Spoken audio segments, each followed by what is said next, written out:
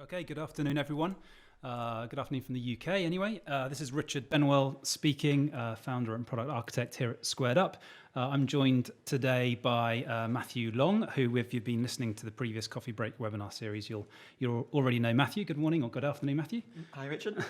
We'll be talking today about perspectives, and actually, Matthew and I sort of kind of decided that we should cover perspectives off in a coffee break series because Matthew's busy looking into future coffee break kind of webinars and working a lot with perspectives and showing you some of the real neat things we have planned for using perspectives. But actually we figured we maybe should cover perspectives in sort of a bit more kind of basic detail first before kind of diving into some more advanced use cases. So today's coffee break, we're just going to run through some of the basics of perspectives, hopefully get you guys up and running with perspectives and getting you using them with your Squared Up deployments. So Matthew, what do we have in store today? Cool. Well, what we've got today is we're going to sort of cover the perspectives at a high level, basically introduce ourselves to them. We're going to look at what a perspective actually is. We're going to look at creating our own perspectives as well and adding those to Squared Up for consumption by our users. And we're going to look at some of the different targeting options that we have when creating perspectives because they're incredibly flexible and there's actually a lot of different ways that you can use them. So understanding sort of how we can leverage them is really, really key to getting value out of them. All right, so I guess the first question there is, what is a perspective? I guess everyone on this webinar will be familiar with dashboards, certainly from Squared Up version 2. You'll be familiar with dashboards and obviously with version 3 as well. So I know that with dashboards, I can click the plus button in the nav bar there and start designing out a dashboard and essentially kind of include all sorts of different tiles on that dashboard and then sort of publish that out to the nav bar and to other users. So I'm so familiar with dashboards. I'm sure all of our kind of listeners are. So what is a perspective and sort of kind of why is that different? Well, the difference between a dashboard and a perspective basically is that a dashboard is a standalone sort of visualization where you define what you want to see on that based on tiles. But a perspective is more or less the same thing, but it's linked to the particular object inside SCOM or a particular context. So when I drill down basically into anything inside Squared Up, what we're going to see here are perspectives. That's what this sort of lower level ribbon we're seeing here is. And this perspective, the default perspective for this particular object, because it's a SQL server, is a SQL perspective that comes with Squared Up out the box that's giving me sort of detailed metrics available for this particular server. The beauty of perspectives basically is dashboards are kind of like your entry point into your monitoring data, but they never really tell you what the problem actually is. They sort of give you a way of accessing that something is wrong. And then you drill down into a perspective to actually get at the heart of what a particular problem might be, because perspective will probably be showing you more detailed data, in a particularly narrow focus. Mm-hmm.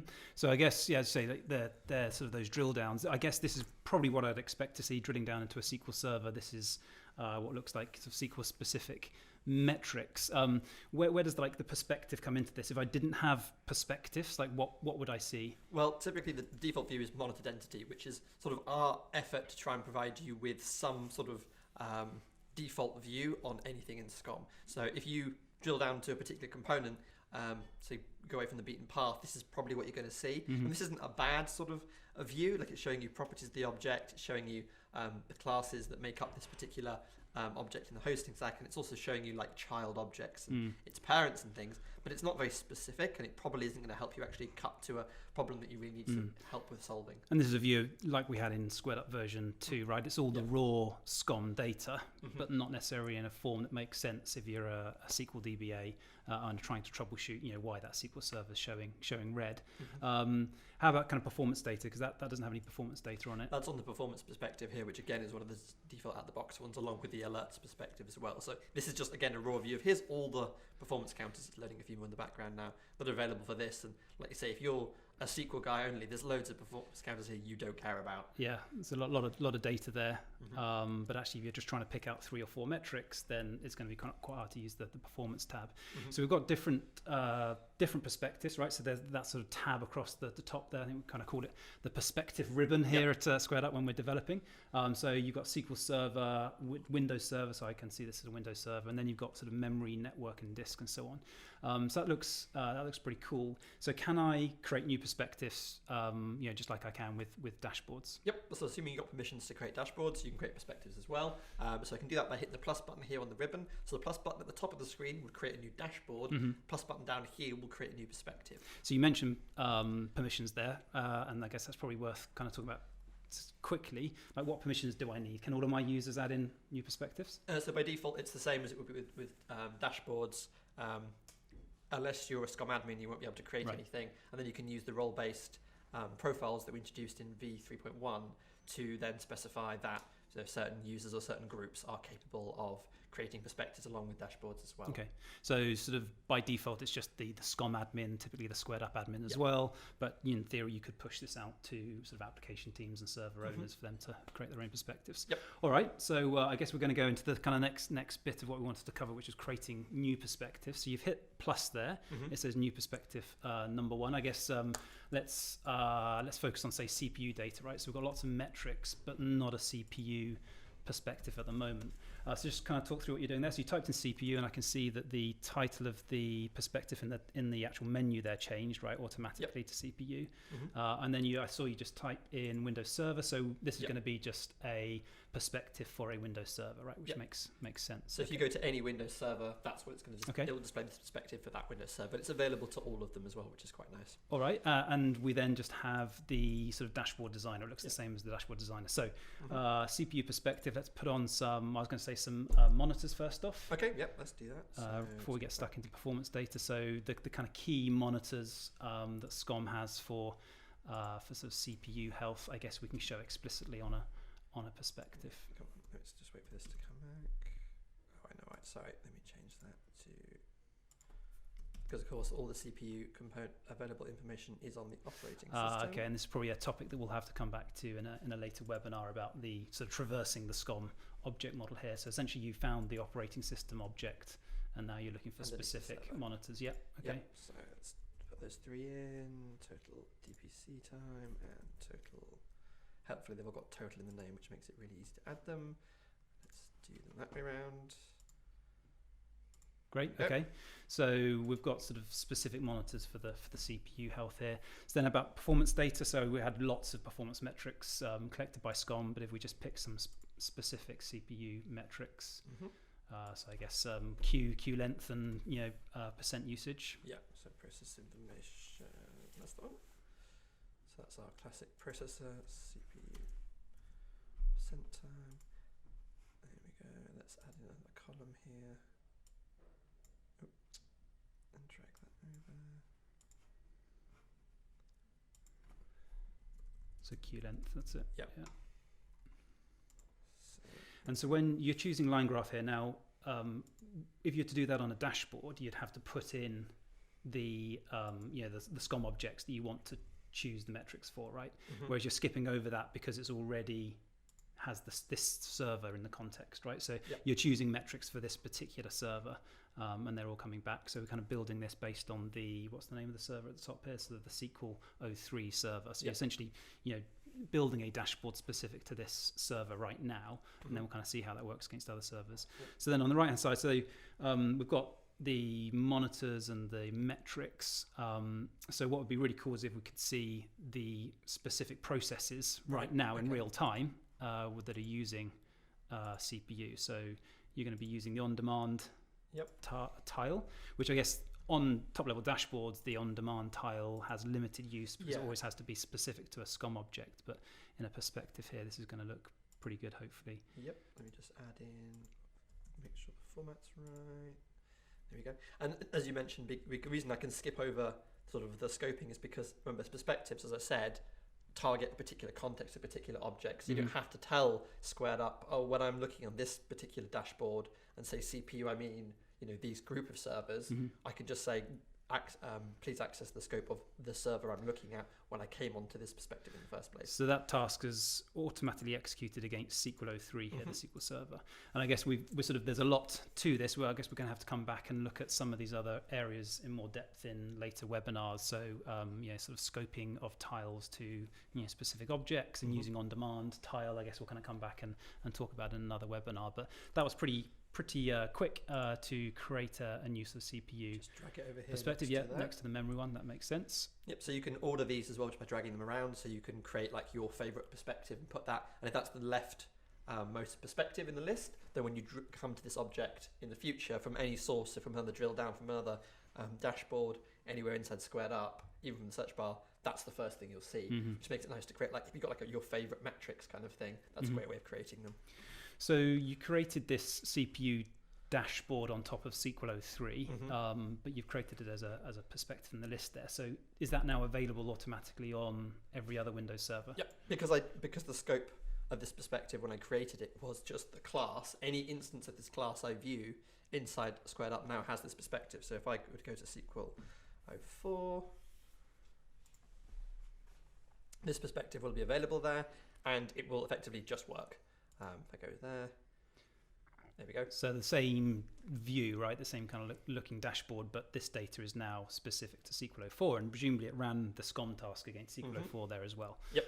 So from a user's point of view, totally seamless. They just drill down to any server now and see that CPU specific data. Right. And what I love about perspectives is this addresses one of the main complaints of sort of using SCOM. People often say is, oh, well, I'm a SQL guy, I need SQL specific tooling. And by using the SCOM, I'm always forced to use like generic sort of best for everyone, but not really that great for me sort of tooling. Perspectives really help address that, because now we can say, well, look, your user experience feels completely customized to your silo, your sphere, your specialties. Same as the next guy believes that as well, because he's looking at different perspectives. But you don't have to go and build thousands of dashboards. You could just build these sort of reusable templates, as it will almost, and attach them to objects. So if you chose another SQL server there, if we say chose a web server or some other kind of role, do we get the same perspectives, or do they differ? So they'll differ depending on what we actually find on the actual server. So Squared Up's quite clever. It will look at the class hierarchy on a particular, say, server and say, okay, I can see that this server's got IIS roles instead of SQL roles. So I won't display the SQL perspectives because they're targeting like SQL entities, but I can see some IIS ones. So let's bring those up instead. So you can see here we've got a very specific IIS web server perspective. That's the leftmost one there, so we'll show that first. Then we have a less specific Windows Server perspective and CPU, memory, and disks. And then eventually we have this monitored entity one where we're saying, well, actually, this is just sort of a fallback perspective where it's good for anything but not very specific. So everything has a monitored entity perspective. Yeah. So I guess from a user's point of view, this just means that whatever they drill down into, like the right data is in front of them, but sort of behind the scenes, this is all driven by these perspectives that automatically kind of match the object you're drilling down into. So we've looked at servers. Does this apply to all other objects as well? Yep, this applies to anything, any component you like inside operations. So like a disk or something? Yep. Okay. So if I get a disk, and actually disk is probably a good candidate because out of the box, well, they only have monitored entity performance alerts applications. So if you don't have any perspectives, this is what it looks like, the sort of generic view. So can we do the same thing here and just quickly add a perspective? Yeah, so let's create an overview perspective for disks. So I guess the obvious one is free space, right, on a disk. Free space overview. And again, I'll leave that as logical disks. So that's going to apply to all disks, or Windows 2012 disks anyway. And let's do space. And again, because of the automatic scoping, not only when I choose line graph here do I not have to say a particular server, a particular disk, or this group, but also the metrics are already scoped to this disk. So if I just click in the list and get the full list, it's only going to show me, well, here's the metrics that are relevant for this object. So in this case, it's really easy for me to see, oh, look, I want a free space metric, and sure enough, use the page time frame, and that's a percentage. Actually, let's leave it on fit to data, it looks a bit better. Great. And so now all of my disks, whatever disk I drill down into, or any Windows Server 2012 disk, I would see this perspective. And I can adjust this as well slightly and say, rather than it being Windows Server 2012 disk, if I make that. Oh, it's got an auto complete there. So I guess that's all of the classes that this object is of. So the more general class is a logical disk. So that's now 2008, 2012, 2016 disks. And as long as they've got a performance counter called free space, the same name, that will now show up and be displayed here as well. Great. So all right. So that's servers and disks. How about, I guess, presume that applies to networking devices and anything else. And then how about sort of non-infrastructure things that are monitored objects? So a web application, web application availability monitor. Yep. So we've actually got a dashboard pack, which I've got in this environment, which you can get from the community site for that. So if I jump to, where is it? Squared Up Post. There we go. So that's that homepage. So this perspective, again, this will work for any application availability monitors you've got. I've got a nice here preview of the site that it's actually looking at. So visually I can inspect this now, not just for sort of what's the response time and does it contain a single piece of text, but has the style sheet loaded properly, all that kind of thing. And I've got key metrics as well that are probably relevant to you, SLAs, alerts, and everything else. So yeah, you really can configure this for anything you like. And again, by grabbing this from a dashboard pack, I don't even have to build this. Yep. It's already available in my environment. So it looks totally different from a server because it's nothing like a server, right? It's an availability test and not a piece of infrastructure, and hence like the drill down reflects that and has everything you need, but you've still got monitored identity and performance and alerts there as well. All right, great. So I guess that covers off creating the perspectives. The thing that you kind of keep on skipping over is the I guess maybe even open up that panel there just to sort of show us. So is the sort of targeting. So can you sort of take us through? I know you've got a slide prepared. Can you like take us through what the sort of different sort of targeting options are? Sure. So basically, when you create a perspective, by default, what's going to happen is it's going to target the class specifically. But there's actually a couple of different options. Let me just bring these all up. So the class, the third option down there, is basically your sort of default and is great if your perspective is always relevant for this particular type of component. So when I see a SQL server, I want to see this information. You probably want to pick class. The group option's great if a particular team wants to see like certain key metrics that they care about, but everyone else maybe doesn't.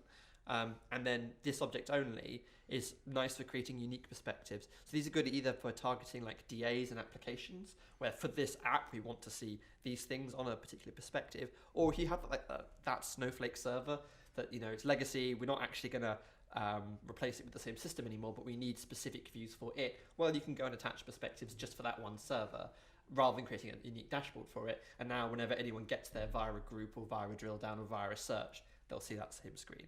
There's also the option for all objects, but I wouldn't check that in most cases because that'll display it for everything in SCOM. That's what the monitored entity and alerts performance views use. Typically, like for customers, it's probably only helpful to actually choose that option if you have like true component-based CMDB or ticketing, where every single like ticket is raised against the component that caused the problem. So if a disk, let's say, fills up on space, the ticket is raised against the disk rather than the server, that kind of thing, then it's probably appropriate to have like an alerts or incidents or sort of CMDB perspective targeting everything, because there'll always be data there. Okay, so just kind of go through these sort of one by one as like concrete examples. So in the class case, that's what we just did, right? So we created a perspective against a disk or a perspective against all Windows servers. The group case, that means I could create a perspective that was specific to like a group of servers. So for example, some sort of web servers in a particular application, I could then build out a specific drill down for any one of those servers. I'm also going to kind of, well, it maybe kind of show us that and come back to this slide. But I'm going to kind of put you on the spot as well. So it's something kind of didn't discuss kind of before we started the webinar. But the perspectives for SQL and IIS, how are they working? Because are they targeting a class or a group? And when do you target a class and when do you target a group? Can we have a look at one of those perspectives before we kind of create our own group? So let's jump back to SQL. Yeah. So I believe the SQL ones actually target groups. So management packs will typically often have a group that contains automatically all of the components that are that are important to it. So if I click on the gear and go to perspective settings, there we go. Yeah. Because so SQL servers, the actual computer object in SCOM is not of a SQL specific class, right? It's just a Windows server that hosts a SQL server object. But as you say, the management pack puts all of those types of computers into a group, so we can target this at a group. So that's how we're being specific about this server being a SQL server. It's that it's in the SQL Server 2014 computers. So that's kind of, I guess, one use of the group targeting. But the other use then is to be, create custom perspectives specific to your applications and so on. So should we have a look at that? So you kind of create a perspective that was specific to a sort of, a sales app or something. Yeah, so we've got our good old sales app. The long-time viewers will probably have seen the sales app and got very bored with it by now. But we've got 3 different servers inside this application, and the team have said, actually we really care about a couple of metrics, and we want to see a live preview of each server when we click on it. But that's really not relevant to every other IIS server inside our environment, right? So I'm going to go to one of those servers. We'll start building the dashboard out there, and I'll change the targeting options to make it applicable to a group, and we'll see how it'll only appear on the particular servers in question. Okay, so prerequisites for this, I already have a group created in SCOM that targets the servers that the team care about. So let's click the plus button, create a new perspective. Let's call this order processing platform. I guess this is a good example of, rather than just the SCOM administrator doing this, themselves and saying, oh, I think this is important.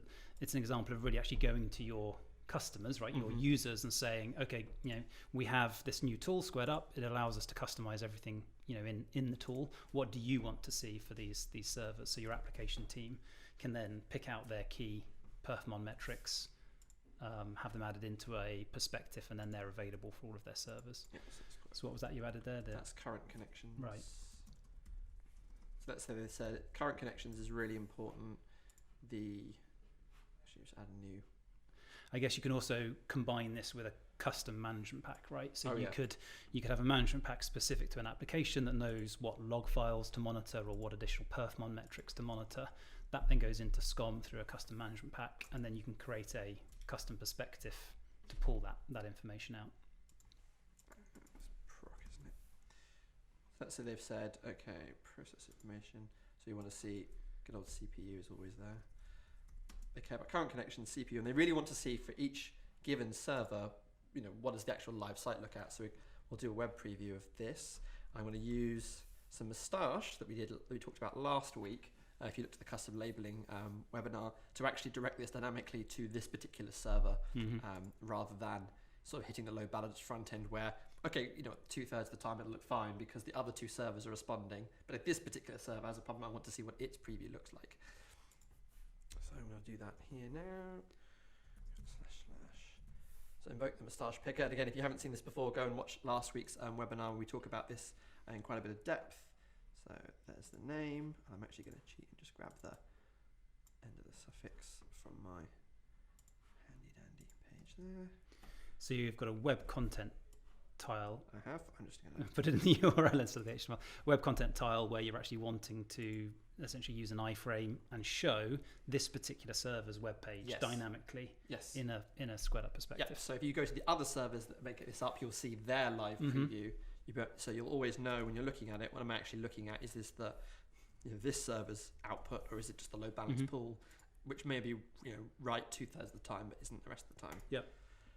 There we go. So that's. I just go and just change the height on that quickly because it doesn't look so bad.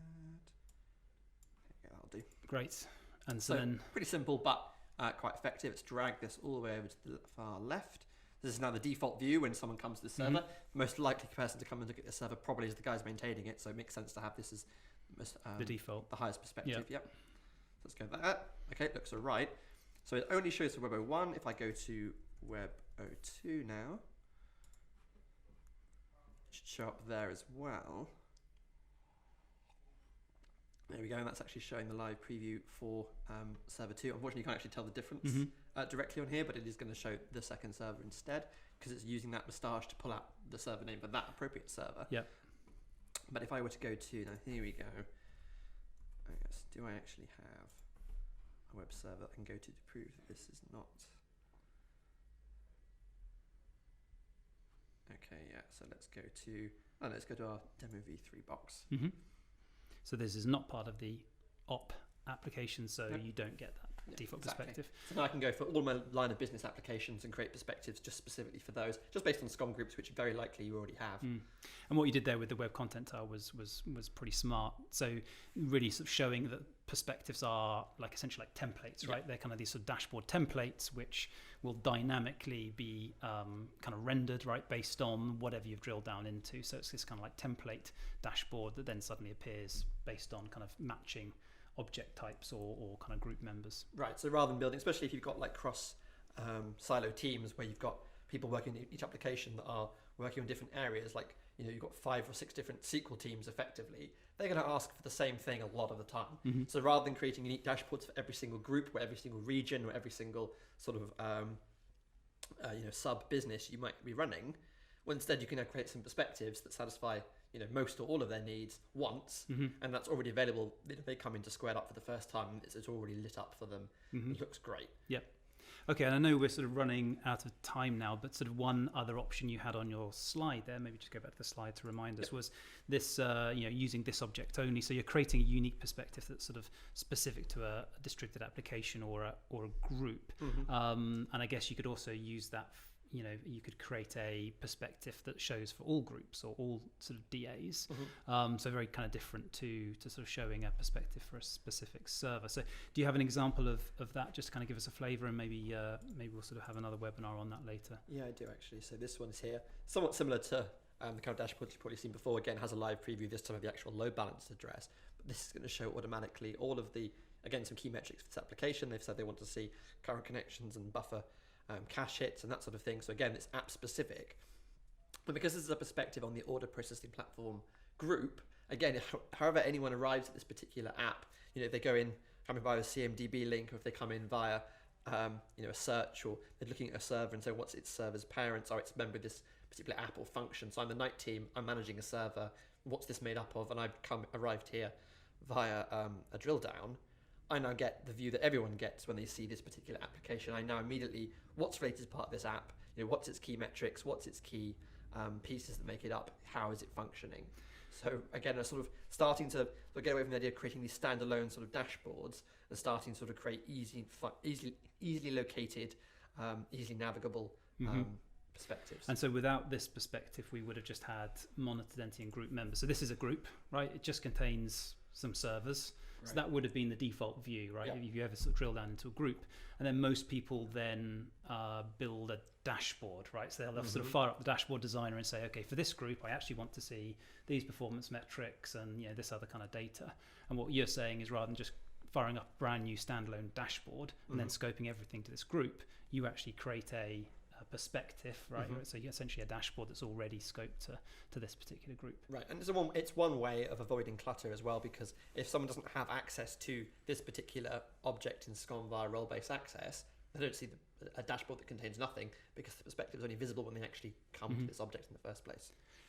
Great. Well, I guess there's a lot more to cover here. I guess there's also got maintenance mode for groups, tasks, and so on. So I know you had a slide kind of covering off some future topics. Do you want to take us through a tour of this quickly? Cool. This webinar really was just an intro, right? So just have a quick look at creating custom perspectives for servers, and then hopefully, like the rest of this, comes at some future webinars. Yep. Exactly. And remember, if you want to see this stuff come up, maybe go and take the survey and try and in the sort of freeform box there, say exactly what you want to see. But we'd like to do coffee picks in the future on creating perspectives for alerts. So now when you get an alert, rather than just having the alert description and nothing else to go on, let's actually put the metrics and tasks and actions that you need to solve that alert right front and center. Let's look at sort of creating perspectives at an application level. We talked about that very briefly in this webinar, but let's actually explore that in depth. Look at like dashboards versus perspectives as a full topic as well. When should you be creating both? Dig into relative task scoping, which I used a couple of times there to say, okay, given this object, I want to see information about its children or some other related entity to that. We'll have a look at how that works, and maybe sort of start looking at putting these into dashboard packs and actually packaging them up for consumption, perhaps in your other organizations, other environments where you've got squared up, in different regions or different areas, that kind of thing. And actually, a question came in about the dashboard pack. So what we've sort of seen today is creating your sort of own custom perspectives, right? So the CPU one's an interesting one, because actually maybe that should be an out of the box or a perspective that everyone has, right? It's not really sort of specific to an individual organization. So in general, though, we've been sort of showing how you manually create these perspectives yourselves. Disks is another one, right? We created a perspective that was free space on a disk, where you maybe argue probably that, a pretty standard view. So can you briefly sort of mention dashboard packs? That sort of came in on a kind of question. So let's just sure. cover it off briefly. So dashboard packs, basically, we've got if you go into our community site, we've got a whole bunch of dashboard packs here, which will bring in content that's specific to particular technologies. So let's say you've got Active Directory, which pretty much everyone has. Why rebuild the wheel there when you can go and grab a community dashboard pack that's already got dashboards and perspectives built into it? So now when you import that pack, someone just goes to a domain controller and they get again a nice specialized experience built by experts who actually use this thing, because these are community contributions. People actually have taken these and built them, they're useful and done it, rather than something where we've gone, well, we have a handful of domain controllers, let's have a stab at creating something and it's not particularly real world or useful. So there are some out of the box, but we do actually have some that are being provided by kind of partners and sort of experts. The HP UX came in with a recent one, wasn't it? Yep. So I guess any of those that we've created today could be packaged up, by kind of anyone on this webinar and sort of provided as a community dashboard. Yep. So there's pack. a Kemp. I can't get the name right. There's a Kemp dashboard pack and a HP UX one that came in recently by a community member as well. So those weren't created by us at all, but someone has now very kindly packaged that up and given that to us, and now everyone else can reap the benefits of their work, which is brilliant. So we should see a lot more coming through Hopefully. over the coming months. Great, especially with this webinar helping people out. All right, fantastic. I think other questions we had, someone was just asking about that kind of parameterized moustache line. Maybe it's something, do we sort of send out maybe some notes after the webinar? Yeah, so there is an article about sort of moustaches and custom labeling, actually really digs into those anyway. Okay. And so that's on our docs site, and then also we do have the webinar from last week as well, which digs into moustaches and sort of how they work. So I'd recommend definitely watching that back if you've got sort of any questions or wondered how that functioned. Great. All right. So I'm just going to do a quick recap of some resources. So I mentioned at the top of the webinar the Squared Up Coffee Break Series survey. If you haven't taken it yet, please go to squareup.com/topics. You can go there and you've got a share of votes basically where you can cast them on future topics that we could cover, or you can suggest your own. So maybe you saw something on the previous list of perspectives and thought, I really want to talk about creating dashboard packs. Go there, put that in as something you'd like to see, and that maybe get bumped up the list, and do that sooner rather than later that way. If you want to see what's coming up next, because we do have a whole bunch of content publicly available and scheduled, you can go to the Coffee Break Series sort of microsite there and see what's scheduled in. If you're seeing this and think, this is brilliant, one of my colleagues would really like this, they can sign up there as well and make sure they take part in the next recording that's happening. And if you've missed, if you want to see the slides for this as well, the recordings and slide will be published via our blog. Typically they get published about 24 hours after the webinar, so look for these tomorrow. And if you've missed a previous one, so I mentioned the custom labeling one a couple of times now, we actually have a YouTube playlist as well. Again, the link's not very helpful in the slide deck, right? But when you receive this via the blog or just go onto our YouTube site, you can see the playlist there, and then you can just follow along with all these coffee breaks. This has gone a bit long, but hopefully we're typically trying to keep them under half an hour, so they should be pretty easy to consume as and when you've got some spare time. Fantastic. Well, some really good feedback on the questions. I think sort of clearing it up for a number of people about what perspectives are. Thanks very much, Matthew, for taking us through that, and hopefully that kind of leads the way to kind of many more kind of webinars around the kind of cool stuff we can do with perspectives. Absolutely. The Service Manager one next week is going to make use of it, so hopefully that should be good. All right. Thanks everyone for listening. Thank you very much, guys. Bye.